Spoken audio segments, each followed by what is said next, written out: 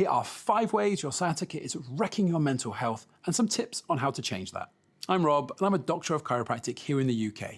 And I've seen this firsthand myself hundreds of times in my clinic.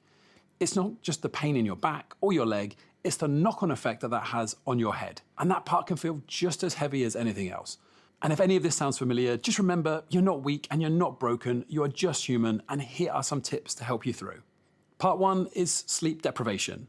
So you'll lie there, tossing around, trying to get comfortable, but every position feels wrong. Then you finally doze off, and what happens? Your nerve wakes you back up again. The result is you're knackered the next day, and tired brain feels pain more. What helps would be a hot pack on your back before bed, gentle mobility to keep your back a bit looser, and trying to use pillow hacks to comfort yourself so you get a better night's sleep. It won't cure your sciatica, but it helps calm your body down, and your sleep improving will improve everything else too. Part 2 is constantly being worried about the pain. You'll find yourself bracing before you even move.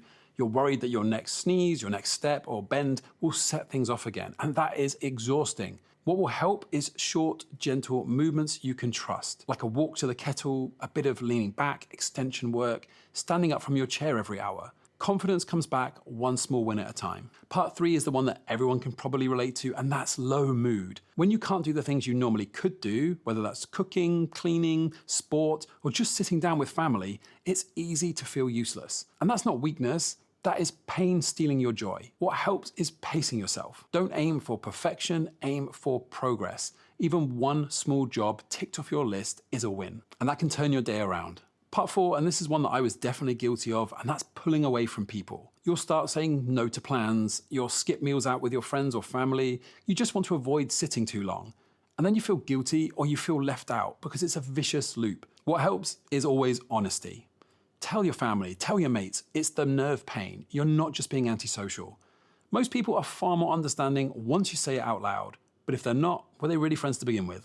Part 5 is feeling like you've just generally lost control. When sciatica calls the shots, it feels like you're no longer in control of your own life anymore. And that is one of the hardest things to deal with. What will help is focusing on the things you can control. Your sleep routine, your hydration levels, your nutrition, your movement, your mindset. Even keeping a little log of what flares you up and what gives you some power back is a great way to take control back from the sciatica itself. So if sciatica is wrecking your sleep, your mood, or your social life, you're not imagining it, and it is very normal. It happens to loads of people, and understanding the link between pain and mental health is the first step to getting on top of it. So now it's over to you guys.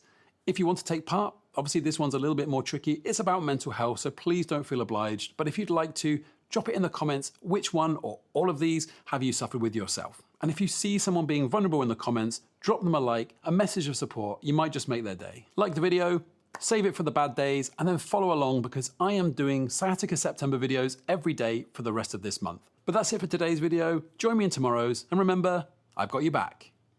Literally.